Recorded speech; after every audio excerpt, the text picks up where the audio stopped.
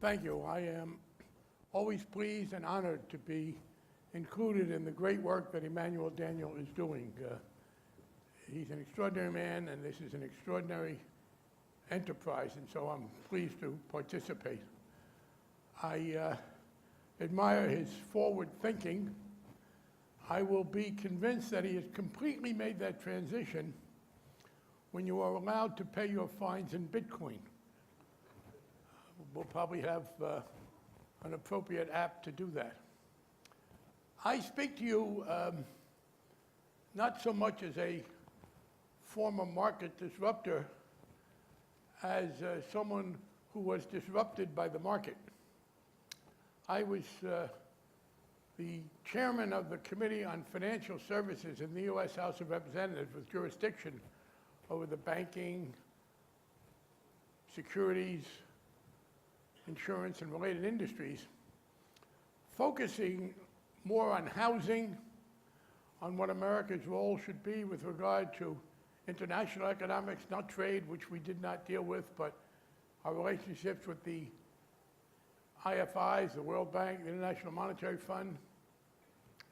And then, beginning in 2007, I heard regularly from Henry Paulson, who was George Bush's appointee to be Secretary of the Treasury, and Ben Bernanke, Bush's appointee to head the Federal Reserve, about the looming problems in the financial industry. And let me begin by saying people wonder about the ability of the two major political parties to cooperate in America, and where did it go? Well, I have a partisan answer to where it go, but I will tell you this. In 2007, when I became chairman of that committee for the next 2 years, with Democrats in control of the House and the Senate, and the Bush administration in power, we had a great deal of cooperation. That ended when Obama became president, and I will be glad to tell you whose fault I think that was, but I can tell you in 2007, 2008, we worked very closely together, and the result of that was the legislation that is known as the Dodd-Frank Act. I will, going forward, not refer to it as that because I'm something of a student of political rhetoric, and in my experience, politicians who refer to themselves by their own name were kind of pompous. The only one who was able to pull that off in my lifetime, which is extended now, was General Charles de Gaulle. He could call himself de Gaulle and seem plausible. So I will refer to it as a financial reform bill. It was more of a bipartisan product than people realize. If you read the memoirs of 3 Bush appointees, Sheila Baird, who was the head of the Federal Deposit Insurance Corporation, Ben Bernanke, and Hank Paulson, who I've mentioned, they legitimately take credit for much of what is in our legislation. For example, one of the things that the Republicans in the House are now talking about abolishing, what's called orderly liquidation authority, which is the way in which we deal with an institution that has become indebted beyond its ability to pay its debts, and at such a level that that failure threatens the stability of the system. The outlines of that were essentially suggested to us by Bernanke and Paulson and formulated by them and with Sheila Baird, who stayed on in the Obama administration. So the question that Emmanuel asked me to address is, well, what's likely to happen going forward? There will not be any substantial changes in the legal structure of that financial reform bill. There is a bill pending in the House now. I guess it will be voted on in the US House of Representatives tomorrow. I get confused. It will be voted on Thursday in America. I don't know whether that's tomorrow or whatever, but it will be voted on at about 2 o'clock in the afternoon, East Coast time on Thursday. It will pass the House, and for those of you who slept through the debate in America over health care, you're going to get a chance to see the movie again. Because what will happen is that the House of Representatives will pass a bill on very partisan lines, and the United States Senate will ignore it. No one I know in Washington expects this bill to go anywhere. Instead, the Senate will take up the subject. there are senators already having conversations about this, but the Republican senators cannot get too public, although one of them has, Senator Moran of Kansas, because they don't want to be accused by their fellow Republicans in the House of having conspired to undermine their effort to make major change.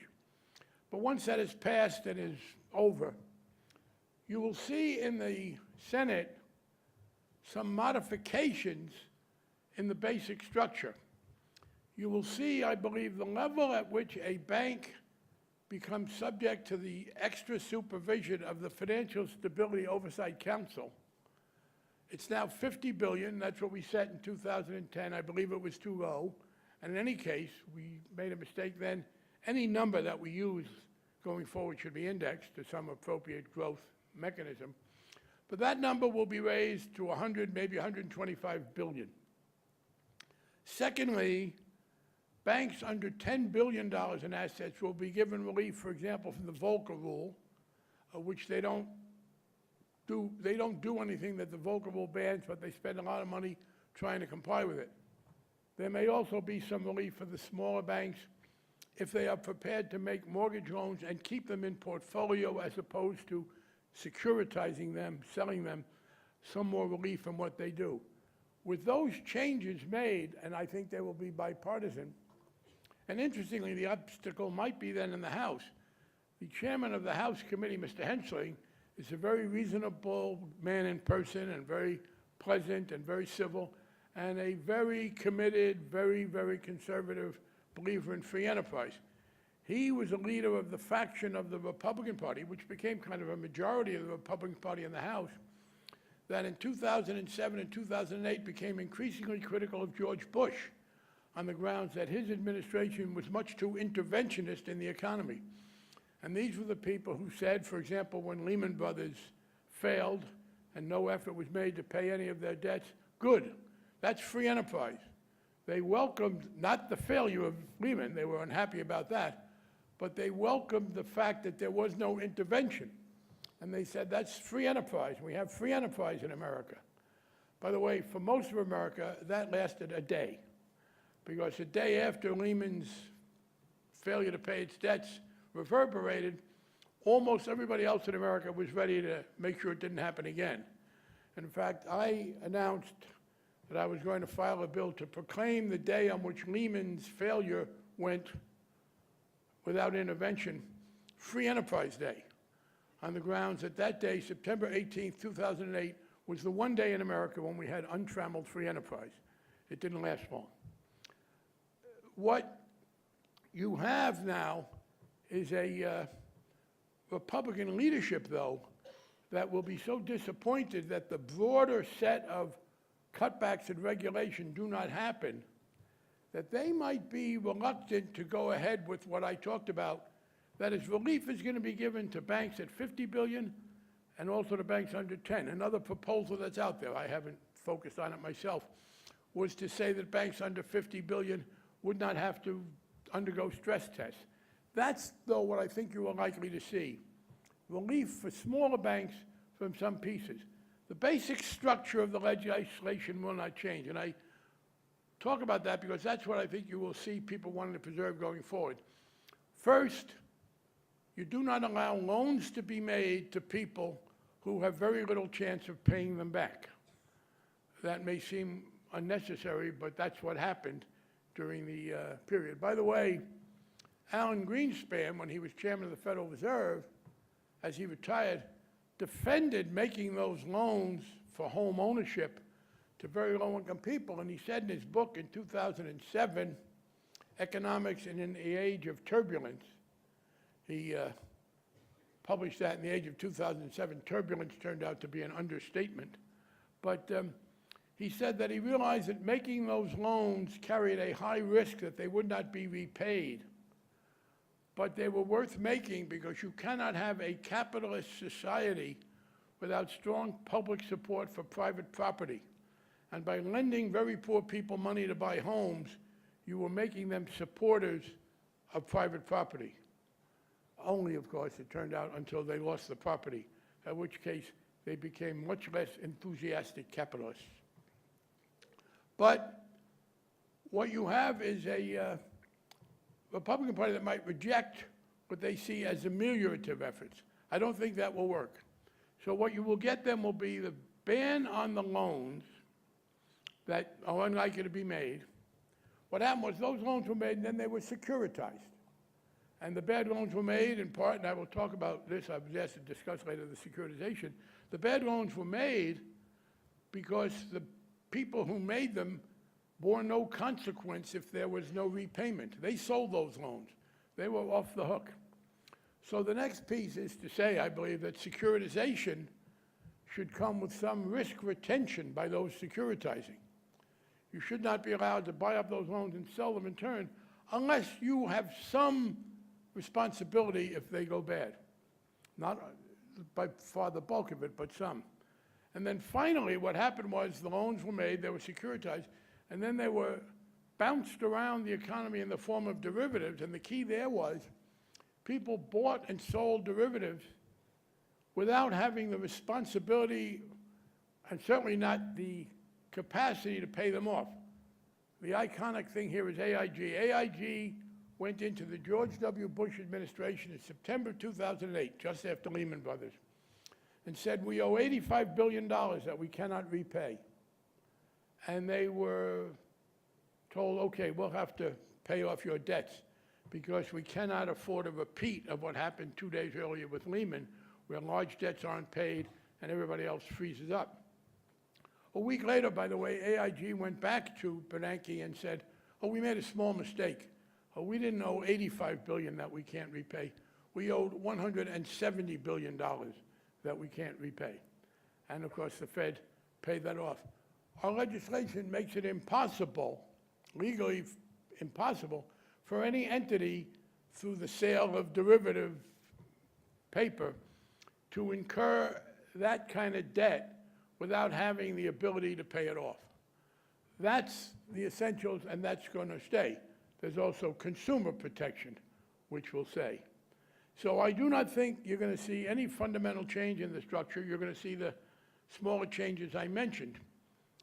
You will see a significant difference in the level of strictness with which it is applied. Donald Trump will, within a few months, have appointed almost all of the financial regulators, and by April of next year, he will have appointed all of them. A new Fed Reserve Chairman, a new Fed regulating Vice Chairman, heads of the FDIC and OCC and the Consumer Bureau, heads of the SEC and the Commodity Futures Trading Commission.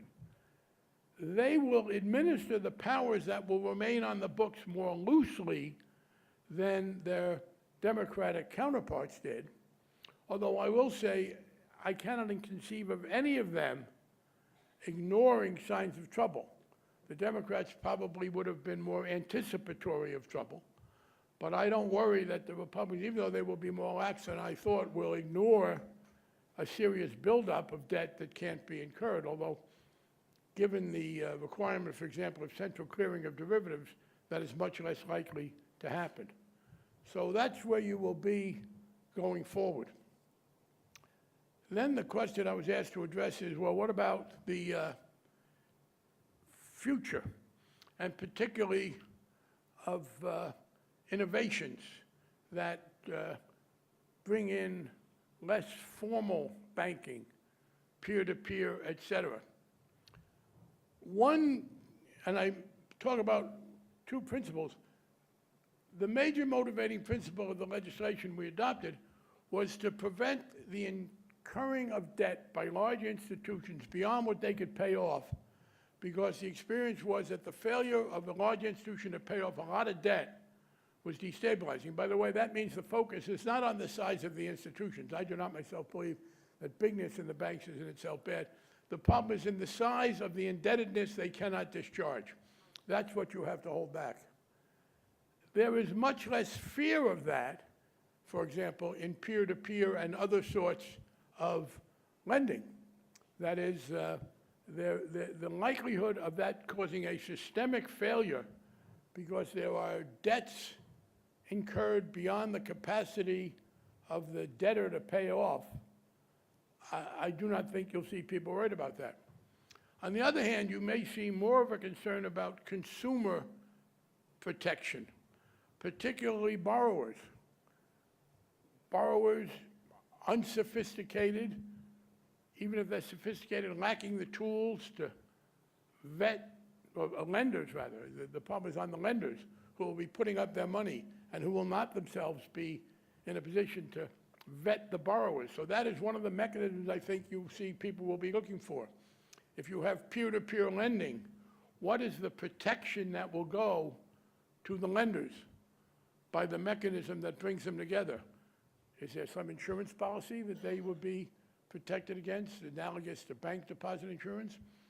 What is the process for deciding who are good borrowers and which borrowers you expose people to? There is a complication, and Emmanuel asked me to say, well, what's likely to happen? The Office of the Control of the Currency, one of the federal bank regulators, is about to issue a charter for peer-to-peer lenders, particularly with these safeguards in mind. He is being sued by state regulators, and this is relevant. People have asked me, why is the regulatory structure in America so complicated? There are several reasons. One is that we have in America something that few other countries have, what we call the dual banking system. We have nationally chartered banks and state chartered banks, and there's a great deal of controversy. When someone, for example, proposed that all bank regulation be taken from the Federal Reserve, except for the large bank holding companies, and give it to the control of the currency, the smaller banks objected.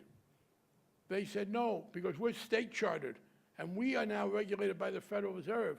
We don't want to be regulated by the national regulator because that'll be one size fits all. And we don't want to be in the same regulator as JP Morgan Chase and Bank of America. So you are going to see now an effort by the states, in some cases, to impose more regulation on peer-to-peer lending, one of the obvious candidates for growth. They will almost certainly want to be more restrictive than the federal controller of the currency. It is clear that the control of the currency has primacy if it's a bank, but it's not clear that there is a federal primacy in the dispute between the federal and state regulators over a non-bank.